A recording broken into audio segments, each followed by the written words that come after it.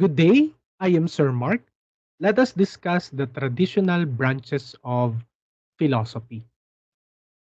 Studying the five traditional branches of philosophy, aesthetics, epistemology, ethics, logic, and metaphysics, offers numerous benefits that contribute to a well rounded understanding of the world, existence, ethics, reality, knowledge, reasoning, critical thinking, and personal growth.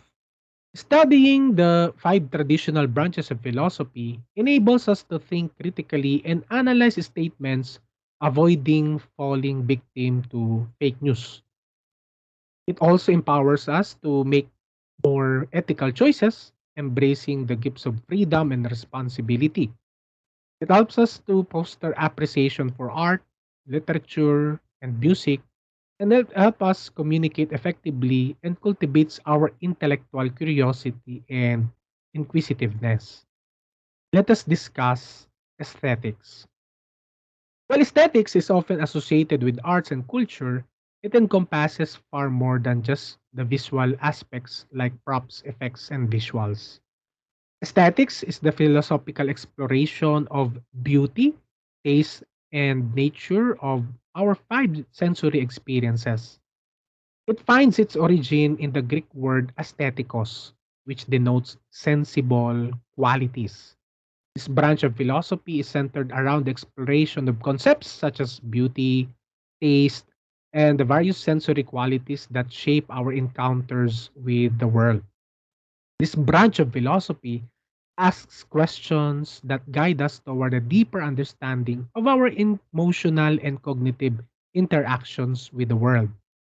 Aesthetics encompasses all of our senses: sight, sound, touch, taste, and smell, and how they contribute to our overall experiences. A beautiful piece of music, a moving poem, the taste of a delicious meal, the texture of a well crafted sculpture. These are all examples of aesthetic experiences that engage our senses and evoke emotions. Aesthetics engages in a critical examination of whether the concept of beauty is rooted in factors such as usefulness, experiential impact, form, pleasure, or expressive qualities. Is this food delicious because it's sweet? Is sweetness the measure of food to be able to say that it is delicious? She's beautiful because she's fair skinned. Is fair skin the measure of being beautiful? Is intelligent because I often hear him speak in English. Is speaking English the measure of being intelligent? Is it truly red due to its inherent redness? Or is it red simply because we declare it to be? Does a tree produce sound when it falls in a forest? Or are we the ones who say that there is a sound when the tree falls in the forest? For instance, when you observe a painting, what criteria do you employ to determine its beauty? Do we base our criteria in the utility, experiential resonance, emotional impact, formal qualities, or the expressive qualities they exhibit? How are paintings priced? Some of the common examples of aesthetics are a beautiful sunset, melodic music, elegant architecture, nature's pattern, culinary presentation, fashion choices. So the common words to remember with aesthetics are tangible and sensible. Let us proceed with ethics. Ethics traces its roots back to the Greek word ethos, which signifies character, norms, and morality. This connection prompts inquiries that revolve around the realm of morality. The second traditional branches of philosophy deals with moral principles and values, helping us understand what is right and wrong. Studying ethics enables you to think critically about moral dilemma, make informed ethical decisions, and develop a well-reasoned personal code of conduct. It contributes to ethical awareness and responsible decision making.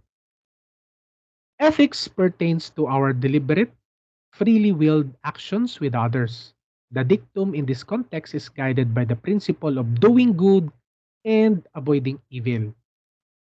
Some of the common examples of ethics are Ten Commandments, Golden Rule, honesty, respect for others, fairness, helping others, keeping promises, respecting our environment, taking responsibility, standing up against injustices. So our common words for ethics are human conduct, the standards of right and wrong, doing good and avoiding evil. Let us discuss metaphysics. Metaphysics originates from the Greek words metaphysikon. Meta means beyond, and physicon means nature or beyond physics. Inquiries related to being and existence. Metaphysics concerns into fundamental questions about reality, existence, and the nature of the universe. Studying metaphysics encourages us to think deeply about the nature of reality, the existence of God, the mind and body problem, and other profound concepts, fostering a broader perspective on the world. It studies the nature, attributes, constituents, essence, principles, and causes of being and reality. It analyzes whether everything is material and if life, energy, and mind are its different manifestation. Metaphysicians reflect on the subject of appearances, how something looks like how it appears, and reality, that which actually is. What is the meaning of life? What is the purpose of life? Does God exist? What is the nature of reality? Why there's something rather than nothing? What makes a cat as a cat? Some of the common examples of metaphysics are change and permanence, time and space, identity and substance, reality and appearance, free will and determinism, death, freedom and responsibility, universal and particular, existence and non existence. So the common words for metaphysics are anything that occupies time and space, and even abstract ideas. Let us discuss the fourth traditional branches of philosophy, epistemology. Epistemology has its roots in the Greek word episteme, which signifies knowledge, inquiries related to truth and knowledge. Epistemology explores questions related to knowledge, belief, and the nature of truth. By studying epistemology, you learn to evaluate different sources of information, understand the limits of human knowledge, and develop critical thinking skills necessary for discerning reliable information from misinformation. Epistemology deals with various problems concerning knowledge, particularly in the origin of knowledge. Epistemology is like a guidebook that helps us understand how we know things and what we can trust to be true. It's like a map for exploring the world of knowledge. Rationalism is about using our thinking and reasoning abilities to understand things. It's like figuring out that if we add 2 and 2, we get 4, even if we haven't physically seen or touched the numbers. Empiricism is a way of knowing things by using our senses, like seeing, touching, or hearing. It's like learning about an apple by looking at it, feeling its texture, and tasting it. Another concern is the distinction between belief and knowledge, the nature of truth, the problems of perception, and the meaning of and the other minds.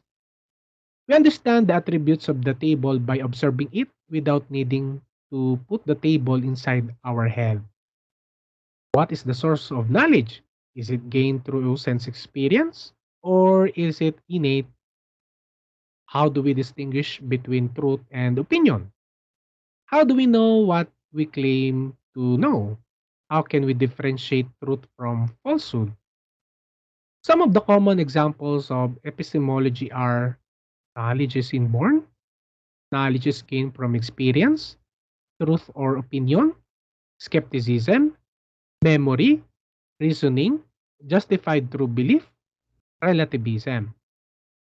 So the common words for epistemology are knowledge and truth. Let us discuss logic. The term logic has its roots in the Greek word logike, which means thought. It refers to a system of principles that guides human thinking. It is used to study the ways we reason, inquiries linked to the process of reasoning. Logic is the science and the art of correct thinking. Learning logic helps you realize and construct arguments, recognize fallacies and faulty reasoning, and enhance your ability to communicate effectively and persuasively. Logic is fundamental tool for clear thinking and rational discourse. It analyzes the methods of deduction and induction to provide the rules on how people ought to think logically. Logic increases one's ability to reason correctly and distinguish irrational reasoning. So the common words for logic are premise, reasoning. This is an example of formal syllogism. All men are mortal. Socrates is a man, therefore Socrates is mortal. Some of the common examples of logic are reason, premise, fallacy, syllogism, contradictions, arguments, counter-arguments, affirmative, or negative. Let's have a simple learning activity with regards to five traditional branches of philosophy. Analyze the following statements or questions. A, if it belongs to aesthetics. E, for ethics. EP, for epistemology. L, for logic. M, for metaphysics. Number one, to do good and avoid evil.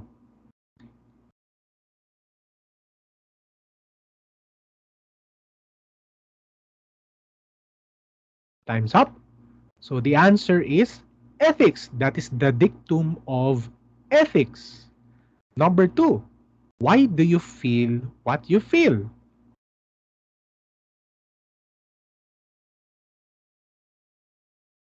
Time's up. That is aesthetics. It is a sensible experience. Feeling.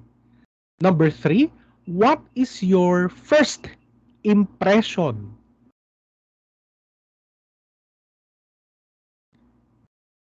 Time's up. That is epistemology, what appears to our mind. Number four, is time infinite?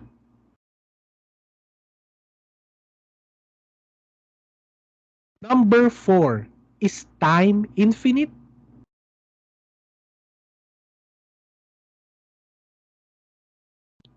The answer is M, for time is abstract.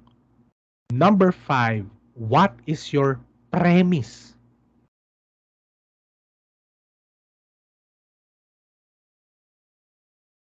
The answer is L, for logic.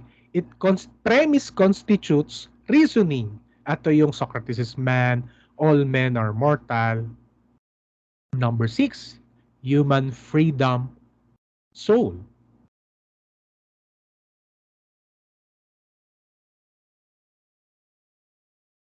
Time's up. That is metaphysics, immaterial. Number seven, how do we know something is true or false? That is EP, for epistemology, true or false statement. Number eight, what makes that thing a thing?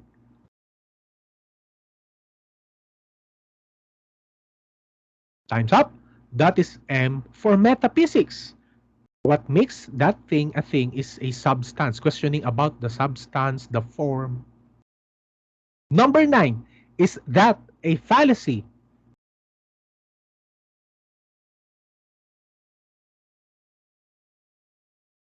Time's up. That is L for logic. Fallacy is a misleading statement. Number 10, how will I ever know I am wrong?